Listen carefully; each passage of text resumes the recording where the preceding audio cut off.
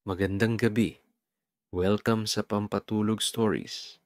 Ngayon, huminga ka muna ng malalim. Hayaan mong ang bawat patak ng ulan ay dahan-dahang magpatahimik sa iyong isipan. Isang kwento na puno ng alaala, pag-ibig at katahimikan ang ating maririnig ngayong gabi. Isang munting kwento mula sa gitna ng bukirin, kung saan ang bawat patak ng ulan ay may dalang paalala na minsan ang kapayapaan ay dumarating kapag tayo ay marunong ng tumigil at makinig. Kaya ipikit mo na ang iyong mga mata at samahan mo akong makinig sa kwento. Maagang nagising si Karding ng umagang iyon. Tahimik pa ang buong paligid, tanging huni ng ibon at mahihinang tunog ng kuliglig ang maririnig mula sa labas ng kubo. Bumangon siya mula sa kanyang banig. Hinilot ang kanyang balikat at huminga ng malalim. Amoy na amoy niya ang simoy ng sariwang hangin. Malamig, parang may dalang paalala ng paparating na ulan. Sa labas ng kanyang munting kubo sa gitna ng bukirin, tanaw niya ang malawak na taniman ng palay.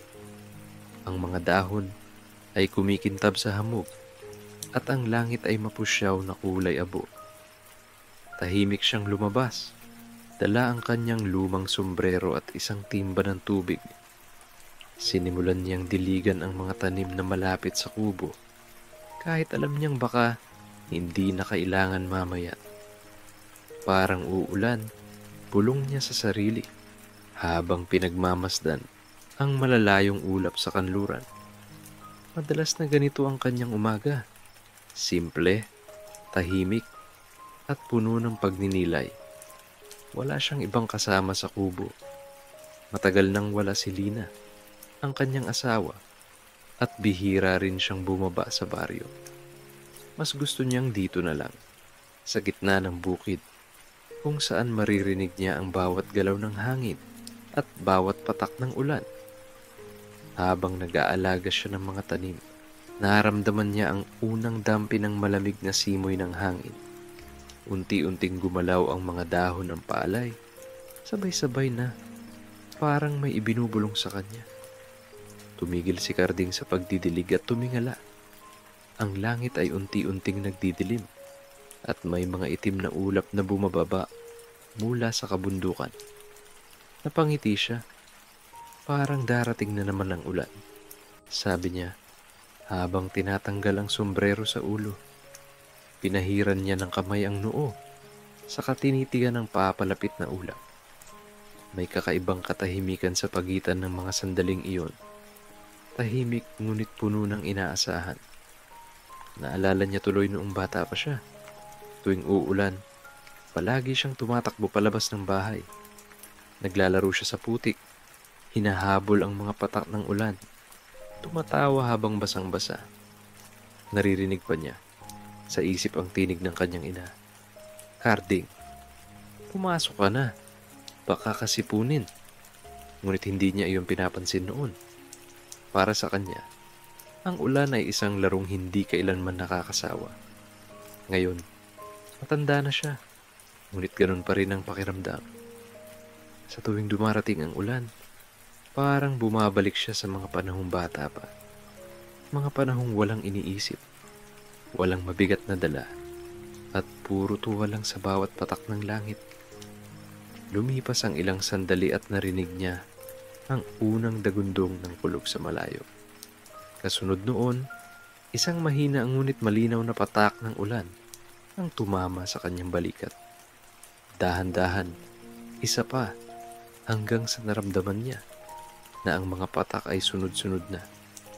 Tumayo siya sa gitna ng bukid, hindi kumikilos, habang ang ulan ay unti-unting bumubuhos. Hindi siya agad pumasok. Hinayaan niyang basain siya ng ulan. Ramdam niya ang lamig na dumarampi sa kanyang balat. Ang bigat ng sombrerong unti-unting nababasa. Ang amoy ng basang lupa na pumapailan lang sa hangin.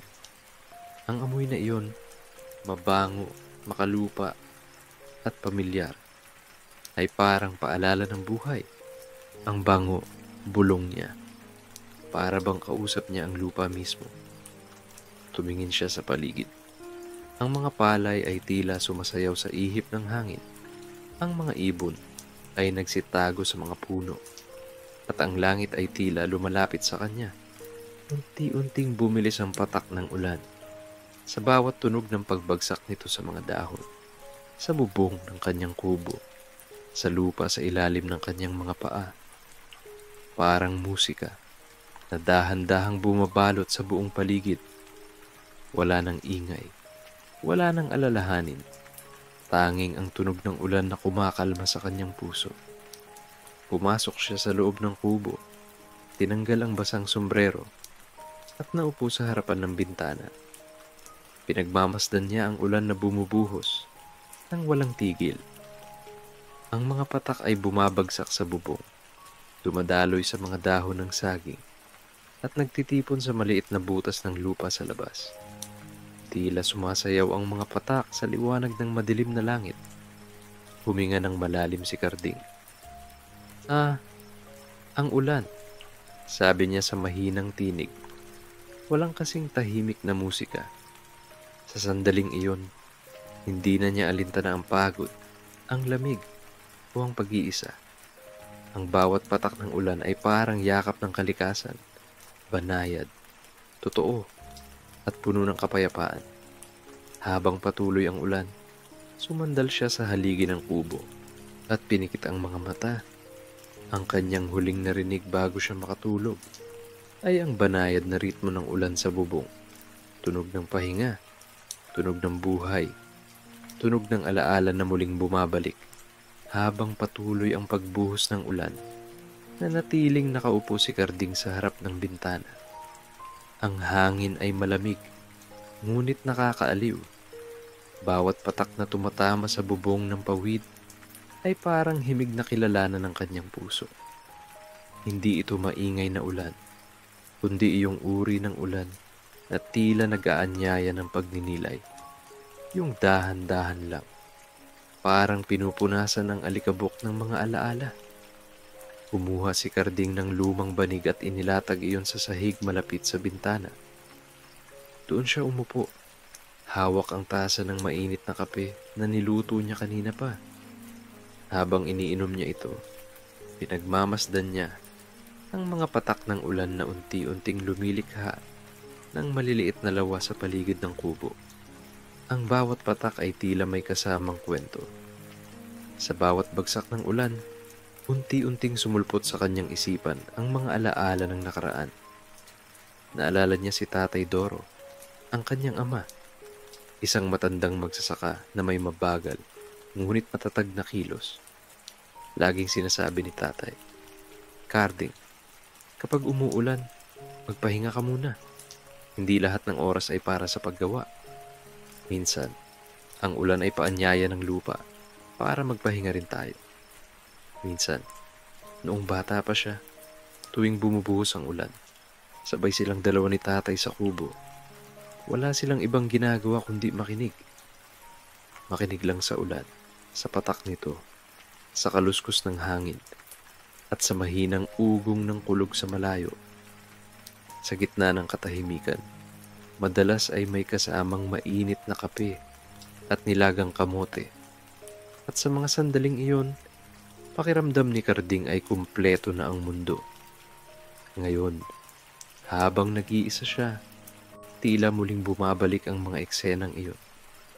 Naaalala niya ang tinig ng ama, ang tawa nito, at ang paraan ng pagsasabi ng mga simpleng bagay na may lalim. "Anak, kapag marunong kang pakinggan ng ulan, marunong ka ring makinig sa buhay." Ngumiti si Karding habang inaalala iyon. "Ang tanda ko na, pero parang kahapon lang," mahina niyang sabi sa sarili. Pinikit niya ang mga mata, at sa kanyang isipan, muli niyang nakita ang mukha ni Tatay Doro. May mga kulubot na, ngunit maamo at puno ng kabaitan. Sa labas, lumalakas na naman ang ulan. Naririnig niya ang malalakas na patak sa bubong. Ngunit sa halip na nakakainis, ito ay nakakaantok. Ang bawat patak ay parang kumpas ng orasan, na mabagal, pantay at banayad. Habang pinagmamasdan niya ito, napansin niya ang mga palay sa bukid. Kahit binabasa ng ulan, nakatindig pa rin, sumasabay sa hangin. Parang sinasabi ng mga ito, kahit anong ulan, tumayo ka pa rin. Naalala niya tuloy ang isang araw noong kabataan niya. Malakas ang ulan noon, halos hindi makita ang kalsada. Sabay silang nagtanim ni tatay sa gitna ng buhos, habang basang-basa at nanginginig sa lamig. Natawa siya habang naaalala iyon. Ang kulit ko, ayaw kong sumilong. Sabi ni tatay, masarap daw magtanim kapag umuulan, kasi parang tinutulungan ka ng langit. Pagkatapos ng mahabang sandali, lumambot ang kanyang mukha. Tinignan niya ang mga kamay niyang may kalyo at bahagyang nangingitim sa trabaho. Maraming taon na rin siyang nagbubungkal ng lupa, nag-aalaga ng palay, at nag-aantay ng ulan. Pero ngayong tumatanda na siya, parang ibang pakiramdam na ang dala ng ulan. Hindi na ito kasiyahan ng bata, kundi paalala ng panahon na lumipas. Niyuko niya ang ulo at napansin ang lumang kahon sa ilalim ng mesa. Binuksan niya iyon at nakita ang ilang gamit ni tatay. Isang lumang panyo, lumang rosaryo, at isang maliit na larawan nilang mag-ama sa bukid. May alikabok na ang paligid, ngunit maingat niyang pinunasan ang larawan. Nakangiti sila pareho roon, hawak ang kalabaw, habang may bahaghari sa likuran.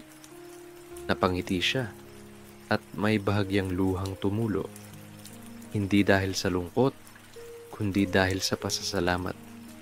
Pasasalamat sa mga araw na dumaan, sa mga aral na naiwan, at sa mga patak ng ulan na nagdadala ng buhay sa alaala. Salamat tay, bulong niya. Tama ka, ang ulan nga ay pahinga. Muling huminga ng malalim si Karding. Sa labas, patuloy ang ulan. Ang mga patak nito ay parang marahang hampas sa bubong na dahan-dahang kumakalma sa kanyang dibdib. Niyakap niya ang lumang banig at humiga roon, pinakikinggan ang tunog ng ulan. Habang papikit na siya, narinig niya sa kanyang isip ang boses ni tatay. Magpahinga ka, anak. Bukas, sisikat ulit ang araw. Ngumiti si Karding, at sa pagitan ng tunog ng ulan at tibok ng kanyang puso, unti-unti siyang dinalaw ng mahimbing na tulog, tulad ng isang batang natutulog sa yakap ng alaala. Kinabukasan, maaga pa lang ay umuulan pa rin. Hindi na ito malakas na buhos kagaya kagabi, kundi isang banayad na ambon na tuloy-tuloy lang. Ang hangin ay malamig at ang paligid ay tila nababalot ng hamog. Ang mga dahon ng palay ay kumikintab sa mga patak ng ulan, at sa bawat ihip ng hangin, maririnig ang marahang pag-alog ng mga ito. Parang may sariling awitin ang bukirin. Nagising si Karding sa tunog ng mga patak sa bubong ng pawid. Tahimik ang buong paligid. Wala kang maririnig na ingay ng motor o sigawan ng mga tao. Tanging huni lang ng mga ibon na tila nagtatago sa ilalim ng mga dahon. Bumangon siya, nagsuot ng lumang kamisa at lumabas ng kubo. Agad niyang naramdaman ang malamig na dampi ng hangin sa kanyang balat. Sa kanyang paglabas, sumalubong sa kanya ang tanawin ng basang palayan. Ang lupa ay malambot at maputik, ngunit tila buhay na buhay. Nakita niya ang mga palaka na lumulundag-lundag sa mga pilapil, at ang mga itik na naglalakad ng masigla, parang naglalaro sa ulan. Napangiti si Karding. Mas masigla yata sila kapag ganitong panahon, bulong niya. Sa halip na manatili sa loob, nagpasya siyang lumakad sa gitna ng ulan. Isinuot niya ang kanyang lumang sombrero at pinulot ang baston na gawa sa kawayan. Bawat hakbang sa putik ay may tunog na plak, plak. At sa bawat hakbang, ramdam niya ang bigat ng lupa. na tila yumayakap sa kanyang mga paa. Habang naglalakad siya, napansin niya kung gaano kasariwa ang paligid. Ang mga dahon ng puno ay kumikintab, ang hangin ay amoy lupa, at sa kalayuan, makikita ang manipis na usok ng hamog na bumabalot sa mga bundok. Ang langit ay kulay abo, ngunit hindi ito nakakatakot. Parang kalmadong ulap na nagkukubli ng liwanag ng araw. Huminto siya sa ilalim ng punong mangga, isang punong matagal na niyang kasama sa bukid.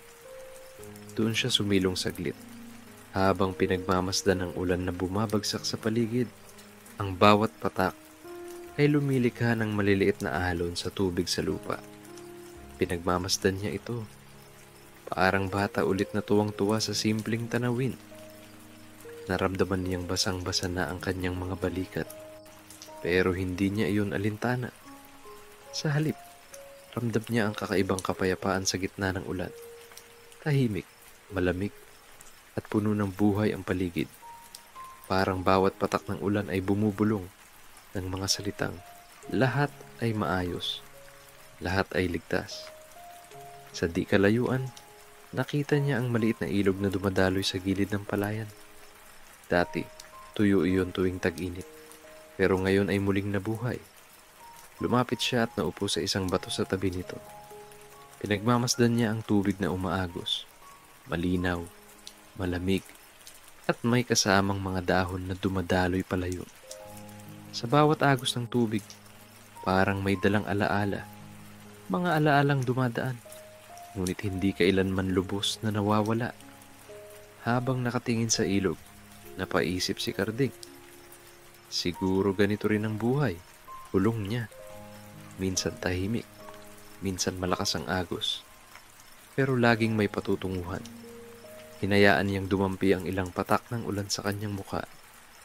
Malamig, ngunit nakakaaliw. Tumingin siya sa langit at sa kabila ng ulap, parang may bahagyang liwanag. Parang gustong sumilip ng araw, kahit sandali lang. Sa mga sandaling iyon, naramdaman ni Karding ang pahinga ng kanyang kaluluwa. Wala siyang iniisip na bukas. Wala siyang pinoproblema. Wala siyang iniwan o hinahabol. Ang mahalaga lang ay ang kasalukuyang sandali, ang ulan, ang hangin, at ang buhay sa kanyang paligid. Lumipas ang ilang oras na ganun lang siya. Nakaupo, tahimik, nagmamasid, hanggang sa unti-unting humina ang ulan. Ang mga patak ay naging banayad na ambon, at sa malayo, unti-unti nang lumilitaw ang bahaghari sa likod ng mga bundok. Maliit lang ito, ngunit malinaw at maganda. Napangiti si Karding at mahina niyang sinabi, "Salamat sa ulan." Para bang kausap niya ang langit. Salamat sa pagbisita. Bumalik siya sa kanyang kubo. Mabagal ang lakad. Dala ang katahimikan at ginhawang iniwan ng ulan. Bago pumasok, lumingon siya sa bukid. Ang mga palay ay nakatindig muli. Ang mga ibon ay nagsimulang lumipad. Ang lahat ay parang nagsimulang huminga ulit. At bago niya isinara ang pinto ng kanyang kubo, mahina niyang nasabi, ang ulan pala. Hindi lang para sa lupa, para rin sa puso. Muling bumuhos ang ulan kinahapunan. Hindi na ito gaya kanina na ambon lamang. Ngayon, mas ramdam ni Karding ang bigat ng bawat patak. Malalaking butil ng tubig ang tumatama sa bubong ng pawid. Lumilikha ng mga tunog na tila musika ng alaala. Tahimik siyang naupo sa gilid ng kanyang kubo.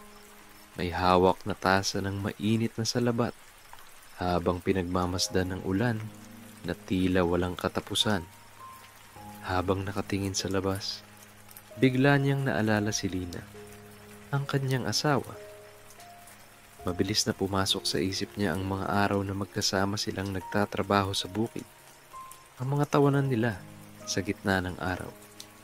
At ang mga sandaling nagtatago sila sa ilalim ng parehong sombrero tuwing uulan.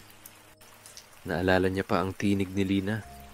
Malambing, kalmado, at may halakhak na parang alon sa ilog. "Huwag kang matakot sa ulan, Karding," sabi nito noon habang nakangiti. "Ang ulan ay tanda ng biyaya. Bawat patak niyan may dalang buhay." Napangiti si Karding habang naaalala iyon, na tila kahit wala na si Lina, naririnig pa rin niya ang boses nito sa bawat tunog ng ulan. Tumagilid siya sa upuan at tiningnan ang lumang basket sa sulok ng kubo. Ang basket na minsan ay ginagamit ni Lina para magdala ng palay o gulay mula sa taniman. Nilapitan niya iyon at maingat na binuksan. Sa loob ay may tuyo ng bulaklak, isang maliit na rosas na tinabi ni Lina bago siya pumanaw. Kinuha ni Karding ang bulaklak at inilagay sa kanyang palad.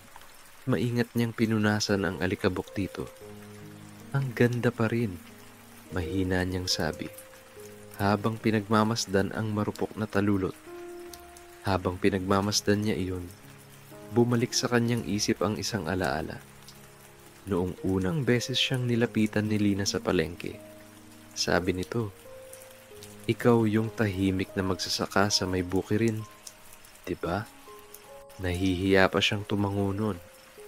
Ngayon, tuwing naaalala niya iyon, napapangiti siya ng mag-isa. Ang tahimik niyang mundo ay naging makulay nang dumating si Lina. Muli niyang narinig sa labas ang pagsalpok ng ulan sa lupa at parang naririnig niya ang tawa ni Lina sa hangin. May kung anong hapdi at lambing sa puso niya. Isang pakiramdam ng paangungulila na may halong pasasalamat. "Lina," bulong niya, "parang nandito ka pa rin sa bawat ulan." Dahil tuwing umuulan, naaalala niya kung paano sila nagtatanim ng sabay. Naaalala niya kung paanong hawak ni Lina ang kanyang kamay habang sabay silang nagbubungkal ng lupa. At kapag napagod sila, sabay silang uupo sa lilim ng punong mangga, pinagmamasdan ang mga patak ng ulan na bumabagsak sa mga dahon. Walang salita, ngunit puno ng kapayapaan ang bawat sandali. Ngayon, mag-isa na siya, pero parang hindi naman siya nag-iisa. Kasi naroon pa rin si Lina, sa hangin, sa ulan, sa bawat amoy ng basang lupa.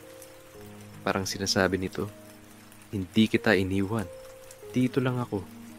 Huminga ng malalim si Karding. "Salamat, Lina," pulong niya. "Salamat sa lahat ng iniwan mong alaala. Hindi sila nawawala, parang ulan lang, bumabalik palagi." Tumingin siya sa labas. Ang bukirin ay tila kumikislap sa ilalim ng ulan. May mga patak na nagtitipon sa mga dahon ng paalay. At sa bawat pag-uga ng hangin, ang mga ito ay bumabagsak na parang maliliit na hiyas. "Ang ganda," sabi niya, habang nakangiti. Parang tumatawa ang lupa. Habang lumalalim ang hapon, unti-unting humina ang ulan. Ngunit sa loob ng kubo, ramdam pa rin ni Karding ang init ng mga alaala. Hindi na siya nalulungkot tuwing naaalala si Lina. Sa halip, nakararamdam siya ng ginhawa. Dahil alam niyang sa bawat pag-ulan, binabalikan siya ng pag-ibig. Umupo siya sa harap ng bintana. Pinanood ang mga patak ng ulan na dahan-dahang humuhupa. Sa langit, ang mga ulap ay lumalayo at sa kalayuan, may liwanag na unti-unting sumisilip. Pag-asa, bulong niya. Laging may araw sa likod ng ulap. Sa mga huling patak ng ulan, isinara niya ang basket ni Lina at inilagay sa tabi ng bintana. Maliit man, pero parang may sinag ng ngiti ang paligid. At sa katahimikan ng dapit hapon, ang tanging maririnig ay ang huling mga patak ng ulan na tila mga bulong ng pag-ibig at pag-asa. Pagkatapos ng ilang oras na pagbuhos ng ulan, unti-unti itong humina. Ang mga patak na kaninay tila nagkukumpetensyahan sa pagdampi sa bubong ng kubo ay ngayon naging marahan. Halos parang mga mahinhing kurot ng lamig sa balat. Si Karding ay nakaupo pa rin sa may pasimano ng bintana, nakasandal sa haligi. at pinagmamasdan ang tanawing unti-unting bumabalik sa katahimikan. Sa malayo, ang bukirin ay basa at kumikislap. Ang mga dahon ng palay ay tila kumakaway. May bahid ng pagod, ngunit buhay pa rin. Ang mga kuliglig ay nagsisimula ng bumalik, marahang humuhuni sa pagitan ng mga patak na natitira. Ang hangin ay malamig ngunit may halong bango ng lupa. Yung amoy na alam mong sumisigaw ng bagong simula. Tahimik si Karding. Sa kanyang mga mata, may pagod, may lungkot, pero may kakaibang kapayapaan. Sa gitna ng unos, tila may nabura. Mga bigat na matagal ng daladala, unti-unting inanod ng ulan. Parang nilinis ng langit hindi lang ang mga dahon at lupa, kundi pati ang kanyang puso. Napatingin siya sa lumang kubo, ang kanilang tahanan ng alaala. Dati, bawat sulok niyon ay may halakhak. Ang sahig ay tunog ng takbuhan. Ang kalan ay amoy ng bagong sinaing. At ang bawat gabi ay kwentuhan bago matulog.